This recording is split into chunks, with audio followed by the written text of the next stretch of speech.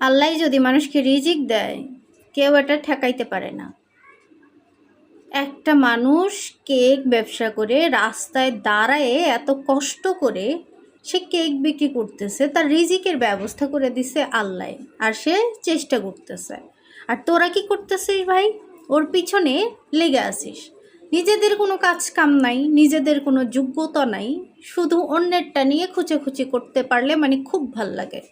কেন নিজেদের দরকার চরকায় তেল দিতে পারো না? আর কিছু সাংবাদিক আছে ভাই, এত কিছু হয়ে যায় দুনিয়ায়, এত ধর্ষণ, এত মারামারি, এত খুন খারাপি, এত কিছু হয়ে যায়, তখন তাদের কোনো পাত্তা নাই। আর সেই বেটা সামান্য হচ্ছে নিজের দিন জীবনযাপন করার জন্য সে কেক ব্যবসা করতেছে, রাস্তায় দাঁড়ায় এত পরিশ্রম করতেছে, হেঁটের পাশার পিছনে খুঁচি ভাই, এটা কেমন ধরনের ইয়া? ভালো কোনো কিছু করার ক্ষমতা নাই না?